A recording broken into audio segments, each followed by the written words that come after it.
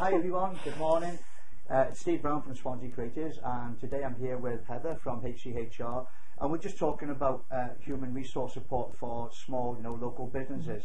And of course, my first question is, why would I even want to incur that cost? Right, it's a cost of not incurring the support. It's the support you're interested in, really, not the cost. Right. HR legislation, employment legislation, it impacts on large organisations just the same as it impacts on a small organisation. The problem is with a large organisation, they've got an HR department, they've got access to either in-house lawyers, external lawyers, but an SME organisation doesn't have that access. However, you still have you still have to comply to the same legislation. Right. So what you're looking for is support that's affordable. Right. So there is a cost, but it's an affordable cost. And I believe what you're looking for is access to support at all those levels, be that at hands-on level, the strategic level. Yeah. But as a small organisation, you couldn't afford the cost of employing all those people on a permanent basis. Right. So the support you're looking for is as and when you need it. It's like tax advice. You wouldn't employ a tax advisor, would you? No. But you do need tax advice. Right. But one of the questions I'd have on that, though, is can I just get access off the internet now? I mean, I go online and I can find all kinds of legal documents and policies and procedures and all that. So is there a danger in using them, or can I use them? What? Well, yes, of course you can go online and you can access policies and procedures. And of course, as with anything, some websites are better than the others. And my first port of call would always be ACAS. Right. But even with looking at ACAS, you'll see that there's a level of interpretation, right. And ACAS is very good actually for small businesses. So you can see you've got a policy for a large organisation and a small organisation, but that only gives you part of the story. Yeah. It's when you bring it back to the workplace and you start to implement it, that's where the support, the knowledge you're looking for. That's why organisations have their own HR department. There's a bank of knowledge. You wouldn't expect your operational managers to know everything there is to know about finance. You have a finance director. So it's the same with HR. Right. And so the support is if you get a contract off the internet.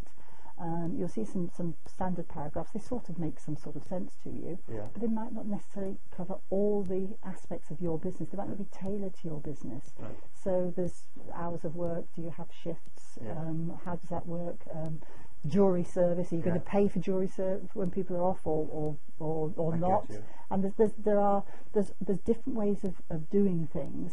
And the support that I think you're looking for is support that will really impact properly on your business. I think what you're saying there, that's like when I worked in Ford Motor Company, and they would try to bring out a black book that encompassed every plant in the world, and it doesn't work because every plant was unique in the way it was set up. Is that what you're trying to say? That you've got ACAS can come up with some great policies and procedures, but you've actually got to tailor them for your individual business and the size of your organisation and the type of things that you're doing. Yes, and of course, when you start looking at the policies and procedures, you start looking at the penalties from employment tribunals. You begin to think, oh, I can't do anything, and that's a common problem that I find with small businesses. Is that they sort of go, oh, this is the employment law is just absolute nonsense. Then they feel they have to make a match. So I've just got to manage. So I just do something, and then they find themselves into a bit of a problem. So facing costly employment tribunal. It's a vicious circle. So really the support that you need at the beginning is, I believe, that you can actually do, and you should be able to do, anything that you want in order to move your business forward. Right. But the support you're looking for is, how do you do that within the confines of the law? Right. And it's that interpretation that I believe small businesses are looking for. So let me get my termination like this. So when you say small businesses, what are you referring to? What your sort of company? What sort of companies do you deal with? Are we talking one-man band right through to 500 plus, or what sort of size companies would need your services? Well, I would say businesses that employ anything from we have worked with people that have 2 or 3 employees, but in the main, things start to unravel a little bit when you've got more than 10 employees. Because what you could sort out round a table gets a little bit lost when you've got more than 10 employees. Right.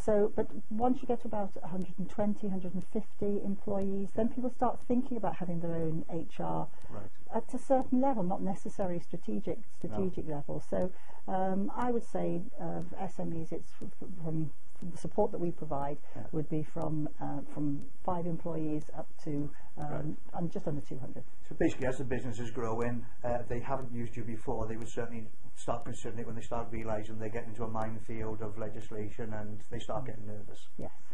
Okay, so guys, this has been Steve Brown from Swansea Creatives. I've been here with Heather from HCHR. Thanks for that input this morning, and we'll see you all in the next video.